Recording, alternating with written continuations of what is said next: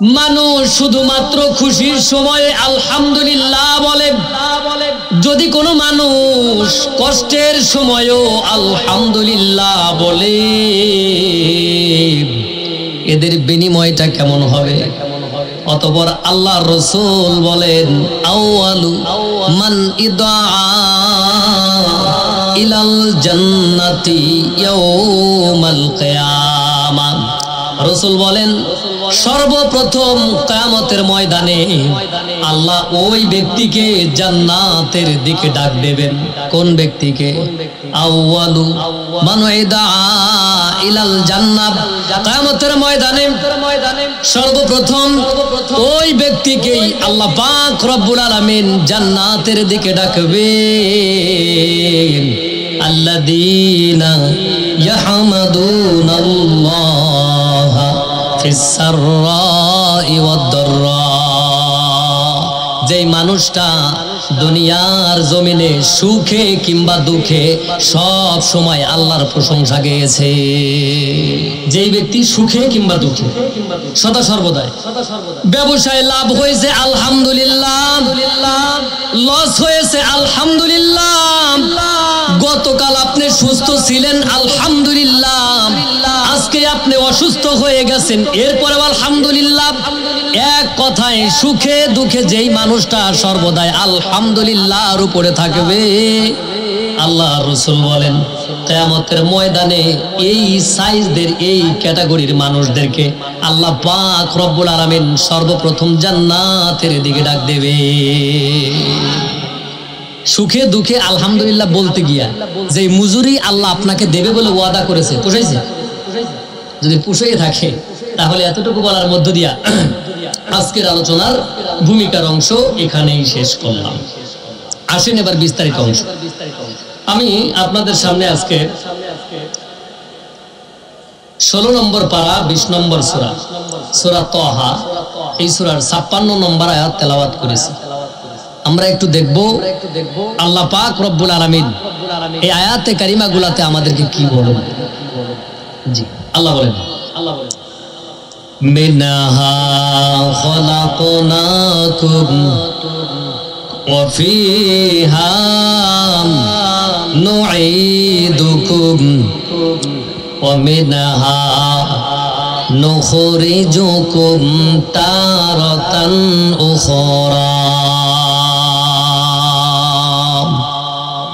আল্লাহু আকবার। কে বলবে? তিলাওয়াত শ্রবণের শেষে আল্লাহু আকবার বলা সুন্নাহ, সওয়াবই সওয়াব। আল্লাহ পাক রব্বুল আলামিন বলেন আমাদেরকে উদ্দেশ্য করে, এই দুনিয়ার মানুষ শোনো, মিনহা খলাকনাকুম, আমি তোমাদেরকে সৃষ্টি করেছি উহা হতে তা হতে। এখন এই আয়াতের ভেতরে উহা কি তা কি, এই আয়াতে কারিমার ভেতরে উহা কি তা কি, এটা আমি ভালো জানি নাকি যার উপরে নাজিল হয়েছে ওই মানুষটা ভালো জানে? কথা বুঝেন না? মিনহা খলাকনাকুম, আমি তোমাদেরকে উহা হতে সৃষ্টি করেছি। উহা কি এর জবাব আমি দিলে তো আর চলবে না। আমার ব্যাখ্যার কোনো দাম আছে? মোটেই দাম নাই, মোটেই দাম নাই।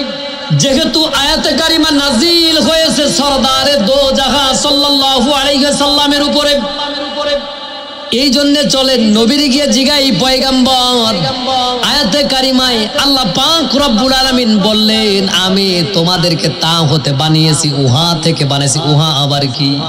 সরদারে দো জাহান বলেন খলাকনাকুম মিন তুরাব। চিল্লাকুন সুবহানাল্লাহ।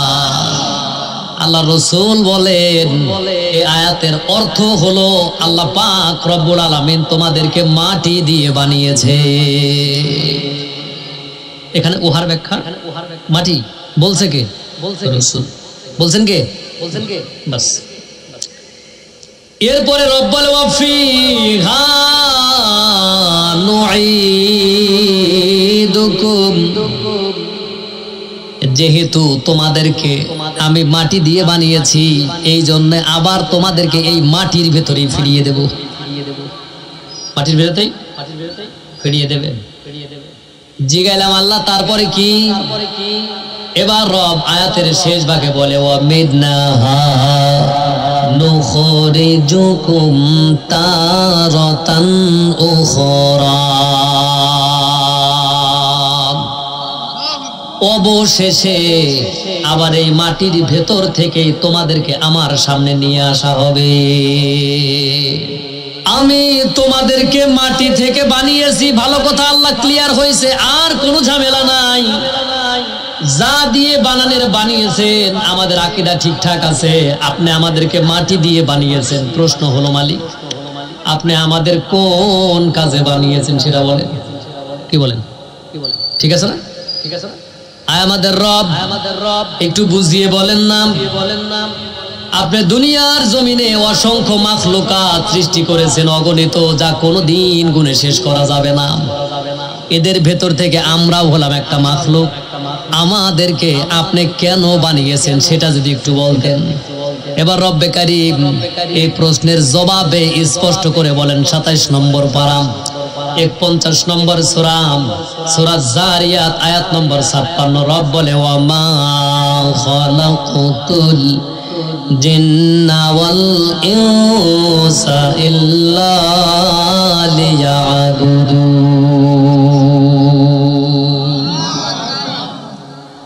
আমার উপস্থিতি, আল্লাহ বললেন তোমাদেরকে আমি আল্লাহ এমনেই বানাই নাই, শুধুমাত্র দুনিয়ার জমিনের ভেতরে বিচরণশীল প্রাণী হিসেবেই সৃষ্টি করি নাই। কেন বানাইলেন?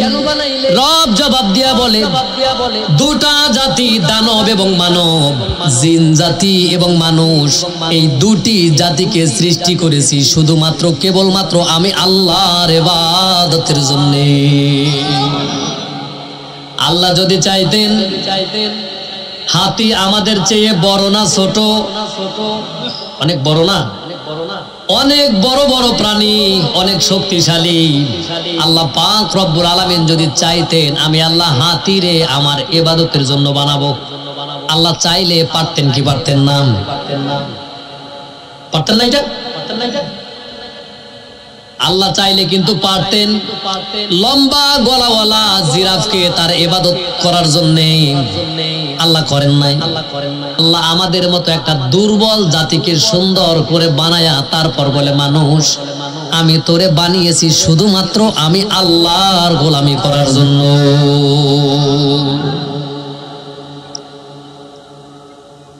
জাগে আব্বাজান, এবার বিষয় হলো দুনিয়ার জমিনে আপনি যে কোনো ধরনের কাজ করেন না কেন সেটাই ইবাদত। আপনি যা করবেন তাই ইবাদত। কথা বুঝেন নাই? একটু পেঁচ লাগতেছে, আর একটু ভালো করে বোঝাই। একটু আগে পাথরাইলের সীমানা থেকে আমাদের সীমানা পর্যন্ত ধূপধাপ শব্দ আসতেছে কি আসতেছিল না? ওইটাও ইবাদত। ওইটা কি কথা কয় না? লজ্জার দরকার নাই, ওটার নামও ইবাদত। ওইটার নামও কি? ওইটাও ইবাদত। একটু প্যাঁচ লাগতেছে, আসলেও ইবাদত কাকে বলে? এক কথায় যে কোনো ধরনের কাজ করাকেই ইবাদত বলা হয়। যে কোনো ধরনের কাজ, any kind of work that's called ইবাদত। তোমার জীবনে তুমি যা কিছু করবা এই সকল কাজগুলোর নামই হলো ইবাদত। এই সব কাজের নাম কি? সব কাজের নাম কি? ইবাদত। এবার ভেবাজাগের ভিতরে পড়ছি না? বলে হুজুর বুঝলাম না। কোথাও যদি যাত্রা পালা হয় ওর নামও ইবাদত। কেউ দোকানদারি করতেছে এটার নামও ইবাদত। আবার কেউ বা খেলাধুলা করতেছে তার নামও ইবাদত। আবার আমরা যে কোরআনের জলসার ভেতরে তাফসীরের আয়োজন করেছি, তাফসীরের আলোচনা চলতেছে, এটাও হলো একটা ইবাদত। একটু পেঁচ লাগতে চাই, ঠিক না? আয় আমার আব্বাজান, বিষয়টা একেবারে সহজ করা যাক। এই বিষয়ে আল্লাহ পাক রব্বুল আলামিনকে জিগাইলাম, আয় আমাদের আল্লাহ, এখন তো ঝামেলা হয়ে গেল, মানুষ যা করে তার নামই যদি ইবাদত হয়, তাহলে কোনটা আপনার ইবাদত এটা বুঝবো কেমনে? ঠিক আছে, এখন জানা দরকার আসলে ইবাদতের কালার কয়টা। ইবাদতের কালার হলো দুইটা। কয়টা? দুইটা।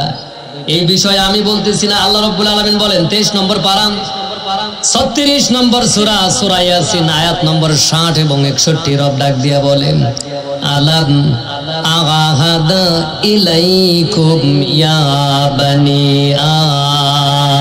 আদম আল্লাহ তা'বুদুশ শাইতান ইন্নাহু লাকুম আদুউম মুবিন ওয়া আনি'বুদুনি হাযা সিরাতুম মুস্তাকিম।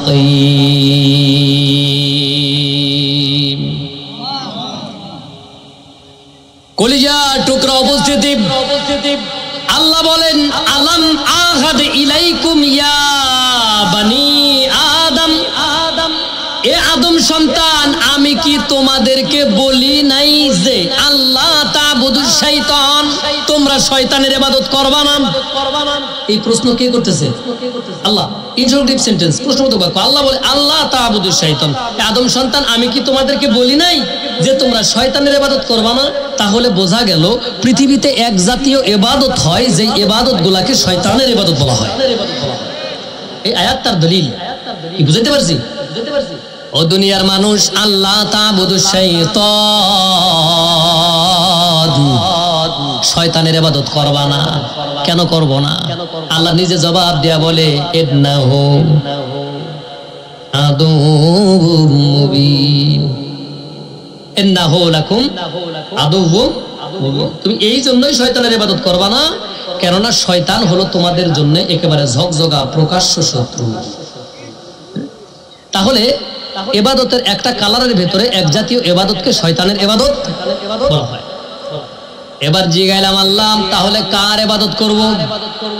আল্লাহ পাক রব্বুল আলামিন এবার 61 নম্বর আয়াত দ্বারা জবাব দেয়া বলেন ওয়া আনি'বুদুনি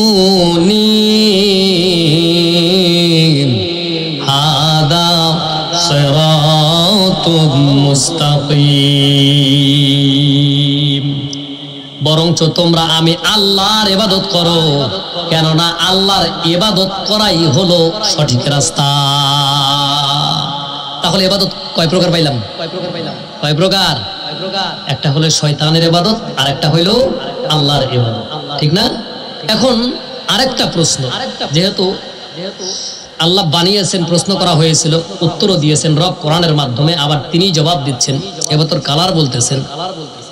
এখন যদি বলি আল্লাহ এই সবই তো ইবাদত, এগুলা পার্থক্য করব কেমনে? কোনটা আপনার আর কোনটা শয়তানের?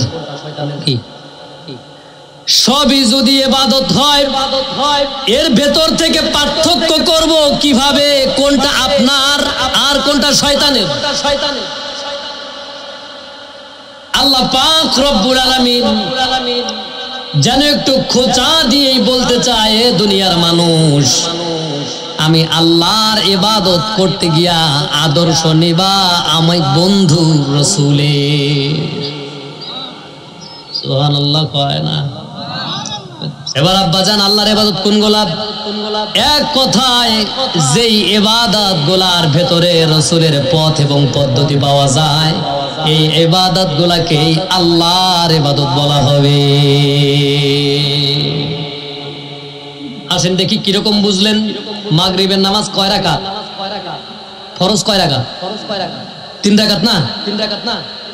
তো এবার সভাপতি সাহেব ভালো মনের মানুষ, একবার চিন্তা ভাবনা করে ইমাম সাহেবকে বললেন, হুজুর নামাজই তো ছাতা, এর আর কম রেখে কি করবেন? ধাক্কা দিয়ে আরেক রাকাত মিলাই দেন, 4টা পুরো করে দেন, সওয়াব আরো বেশি হবে।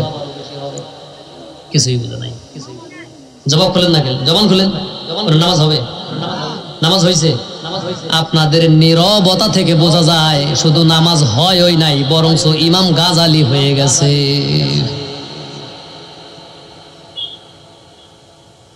তাহলে কি বুঝলেন?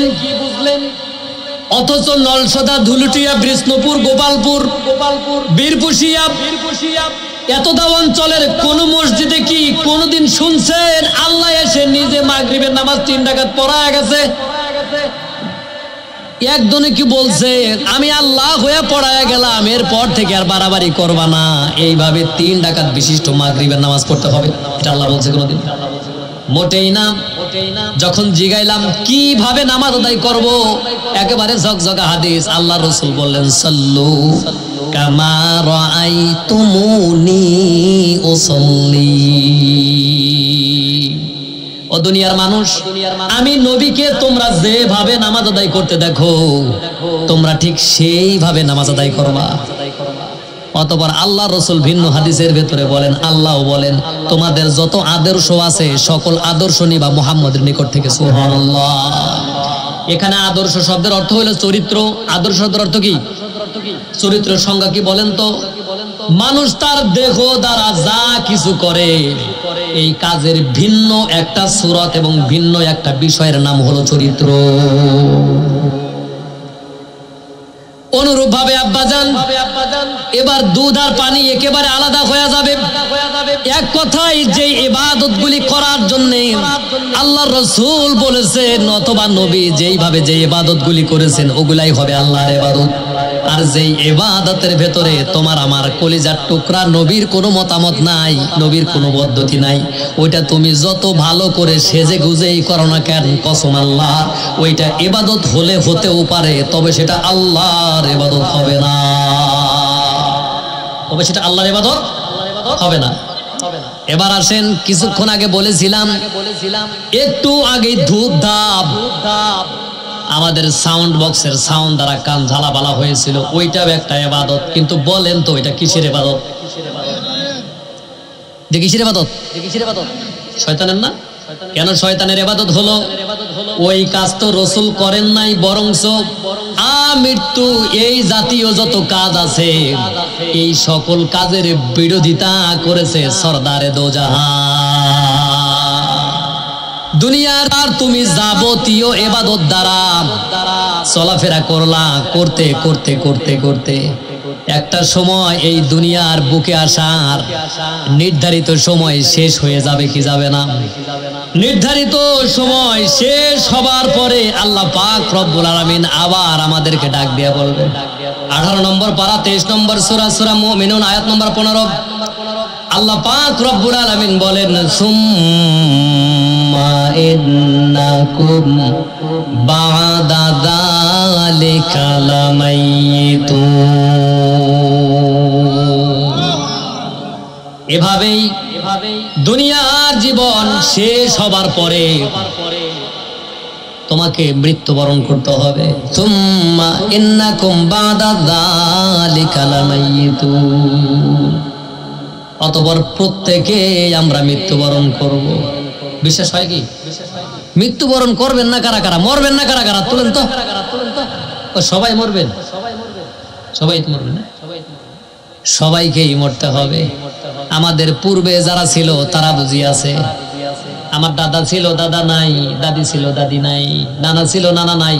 আপনাদের ভেতর থেকে এমন শত মানুষের এই মজলিসে বাবা মা নাই, ঠিক না? আজকে আপনি যেই বাড়ির মালিক, এখন মালিকানা হিসেবে আপনার নাম দেয়া, কিন্তু গত 50 বছর আগেই ওই জমির মালিক ছিল আপনার বাবা। ঠিক আছে না? ওই জমির মালিক কে ছিল? আপনার বাবা ছিল। এবার আব্বাজান, আমাদের মাহফিলটা ভাষা শহীদ ও মৃত ব্যক্তিদের রুহের মাগফিরাত কামনায়, কি কথা ঠিক আছে না? বিষয়টা বোঝেন।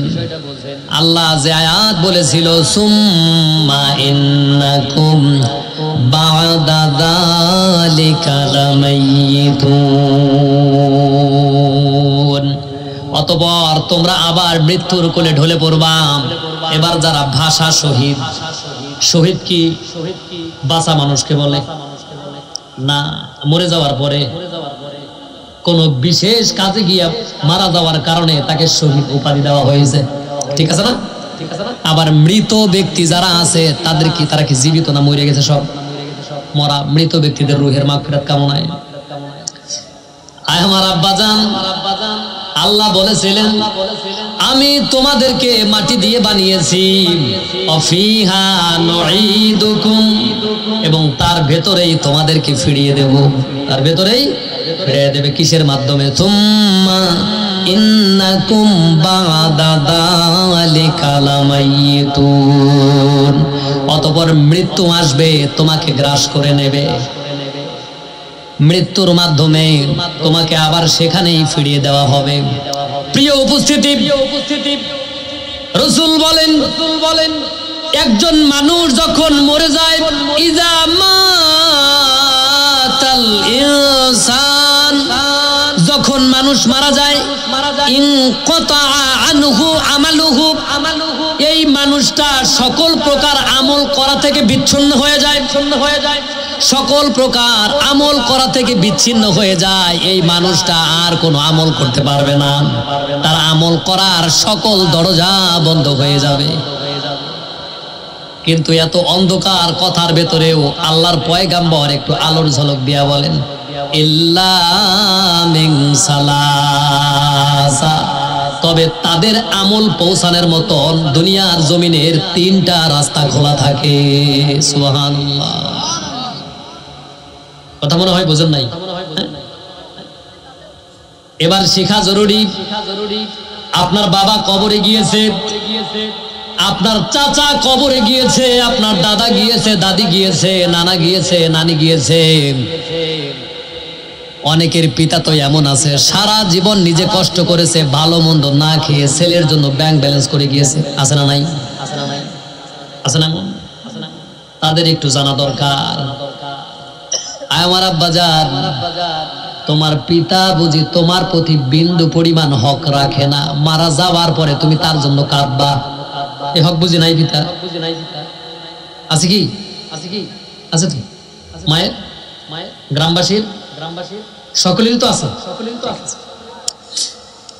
এবার রাসূল বললেন মানুষ যখন মারা যায়, আমল করার সকল দরজা বন্ধ হয়ে যায়, তবে 3টি পথ খোলা থাকে। 1 নম্বর বিসসাদাকাতিন জারিয়াতিন। সুবহানাল্লাহ। রাসূল বলে 1 নম্বর হলো সাদাকায়ে জারিয়া। এবার মৃত ব্যক্তি এটা 2 ভাবে পাইতে পারে। কয় ভাবে পাইতে পারে? 2 ভাবে পেতে পারে। 1 নম্বর, ওই মানুষটা যদি জীবিত থাকা অবস্থায় এলাকার কোন মসজিদের ভেতরে যদি একটা ইট লাগায়া গেছে, অথবা কোনো বিধবা নারীর ঘরের চাল ঠিক করে দিয়েছে, অথবা কোনো গরিব মানুষের সংসার চালানোর বন্দোবস্ত করে দিয়েছে, অথবা রাস্তাঘাট মেরামত করে দিয়েছে, অথবা কারো বাড়ির সামনে একটা সাঁকো তৈরি করে দিয়েছে যাতে করে মানুষটা চলতে পারে, অথবা পথিকদের জন্য একটা টিউবওয়েলের ব্যবস্থা করে দিয়ে গেছে যাতে সেখান থেকে মানুষ পানি পান করতে পারে, অথবা রাস্তার পাশ দিয়া ফল গাছের কোনো চারা লাগায়া গেছে যেখান থেকে মানুষ অথবা পশু পাখি ইত্যাদি ইত্যাদি ওরা খেতে পারে, অথবা এমন কোন বৃক্ষ রাস্তার দুধার দিয়ে রোপণ করেছে যার ছায়ায় পথিক ক্লান্ত হবার পরে বিশ্রাম নিতে পারে। আল্লাহ রাসূল বলেন এই সবগুলা হলো সাদাকায়ে জারিয়া। কোনো ব্যক্তি যদি দুনিয়ার জমিনে এমন কোন প্রপার্টি রেখে যায়, এই লোকটা মরে যাবার পরে অটোমেটিক্যালি আল্লাহর নিজ দায়িত্বে তার আমল নামার ভেতরে এই সাদাকাগুলি জমা করতে থাকবে।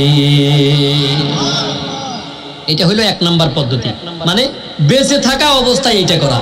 এবার বলেন তো যারা মরে গেছে এরা যদি 1000 বার আল্লাহর কাছে বলে আয় আমার আল্লাহ আমাকে আরেকবার ফিরাইয়া দেন, আমি দুনিয়াতে চলে যাব, সব কিছু করবো, লাভ আছে?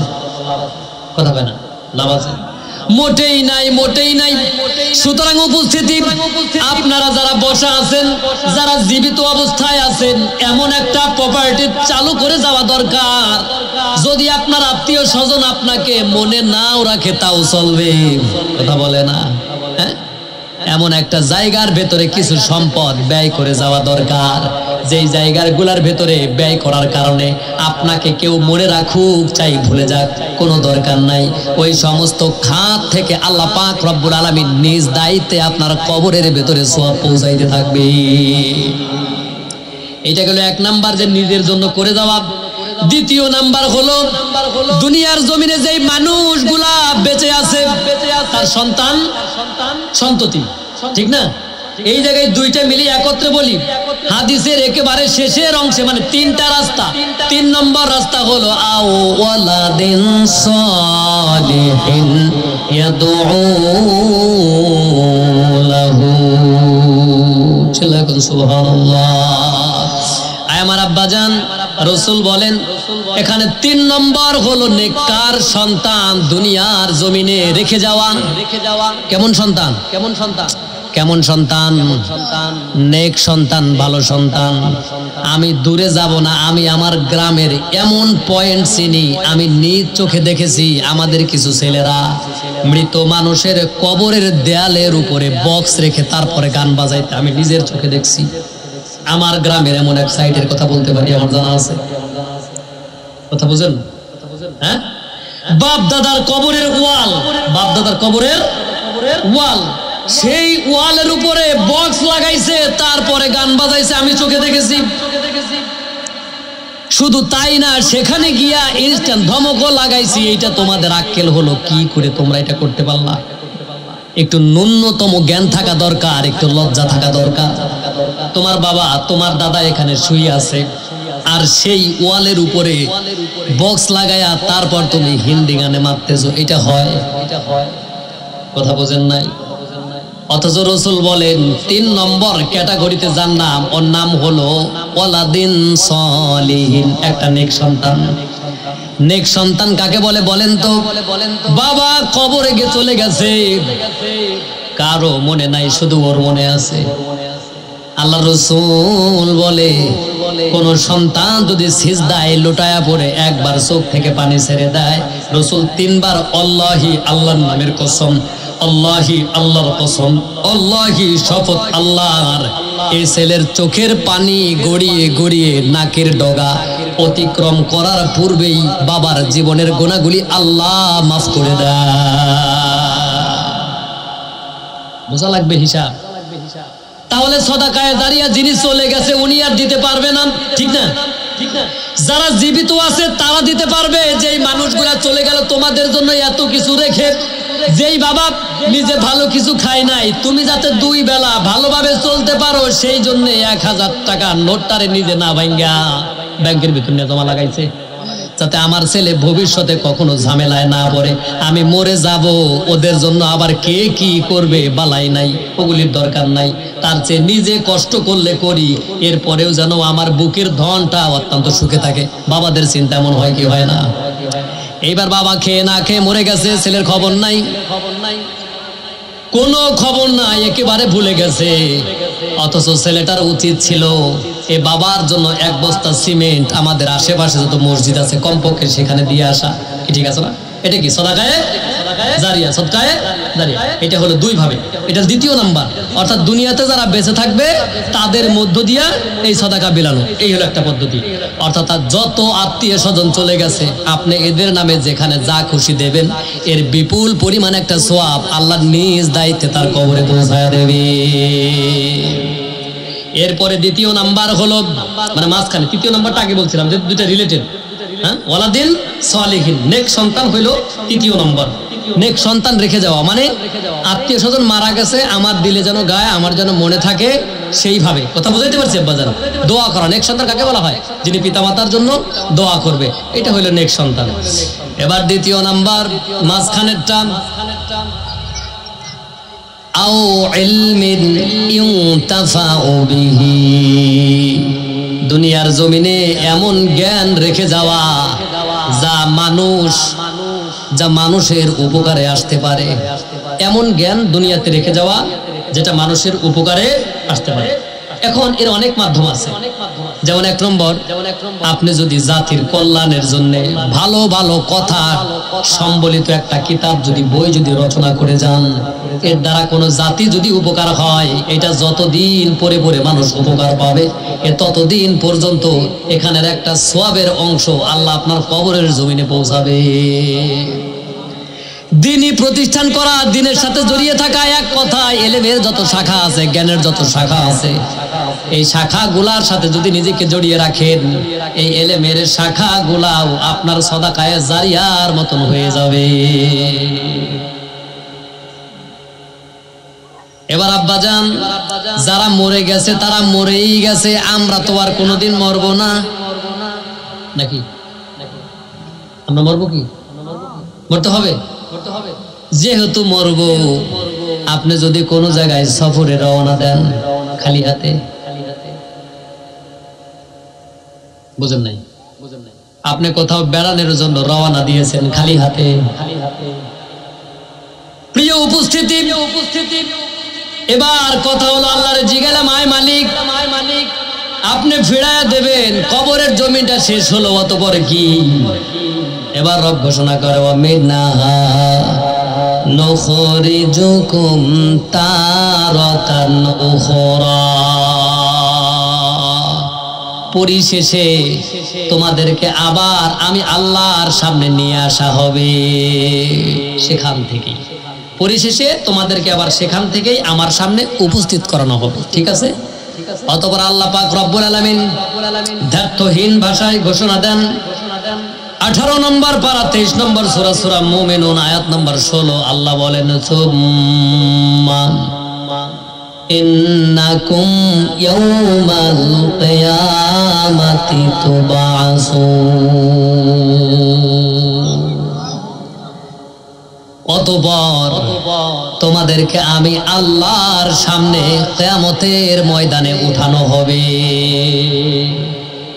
সূরা ওয়াকিয়ার 27 নম্বর আয়াতের ভিতরে বলেন, ওয়া আসহাবুল ইয়ামিন মা আসহাবুল ইয়ামিন।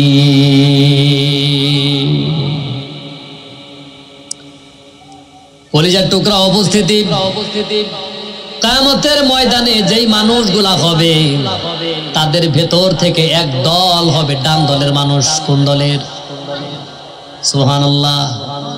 এতটুকু বলার পরে আল্লাহ ডাক দিয়ে নিজেই বলে, মা আসহাবুল ইয়ামিন,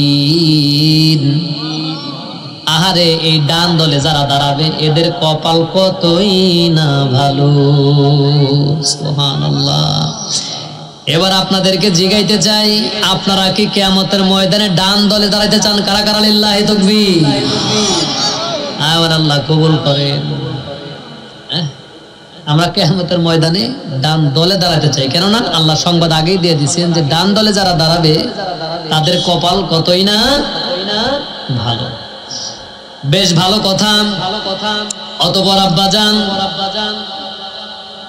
দুনিয়ার জমিন থেকে একবার যদি আপনি চলে যান, কাজ করার সুযোগ নাই।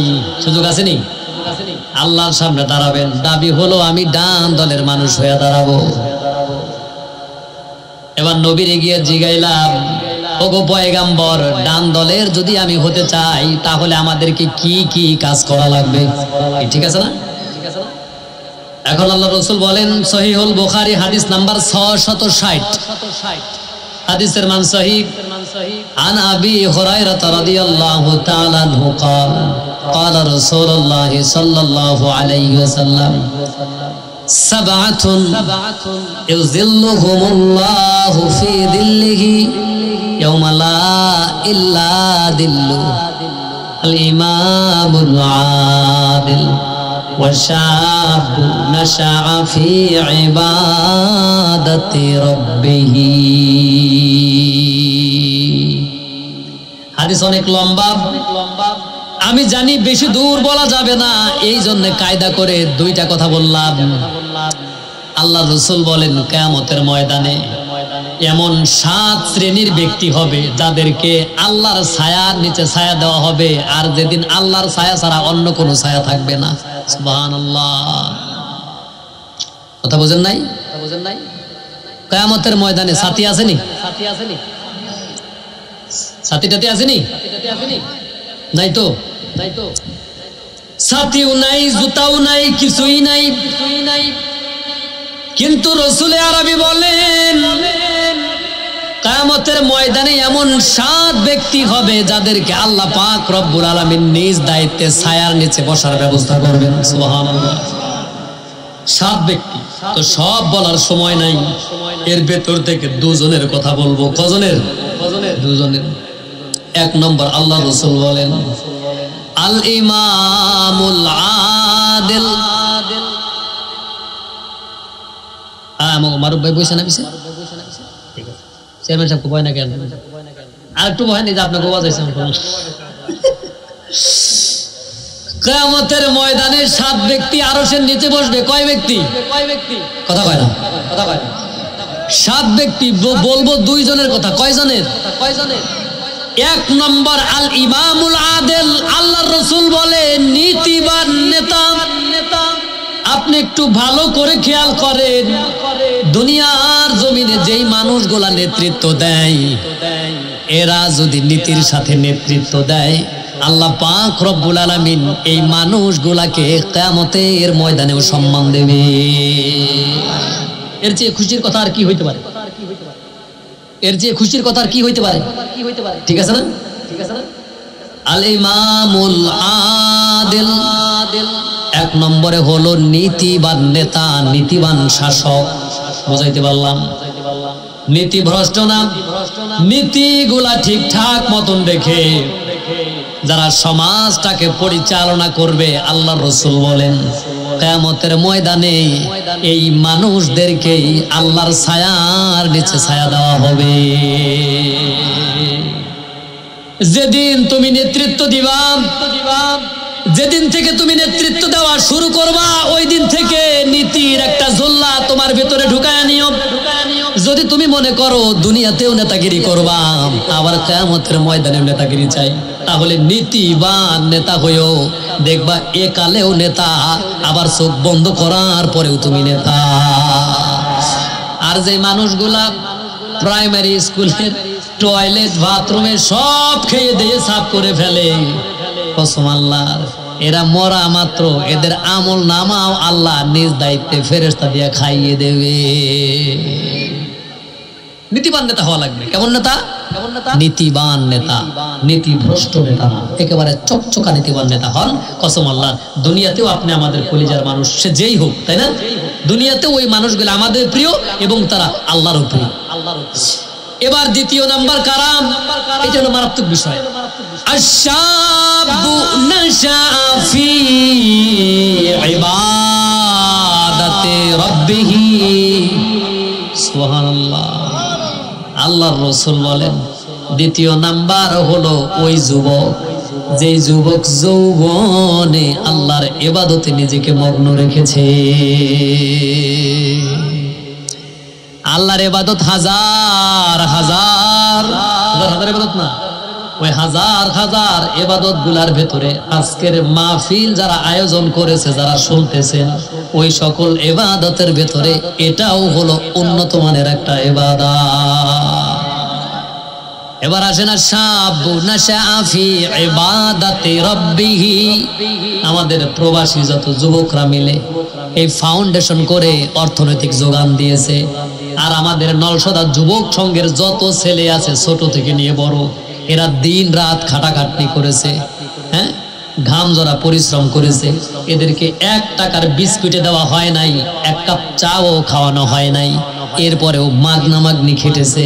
এবার আপনি বলেন এর যেই মূল্য, এটা বরাদ্দ আছে কি নাই? আশ-শাবু নাশা ফি ইবাদাতি রাব্বিহি।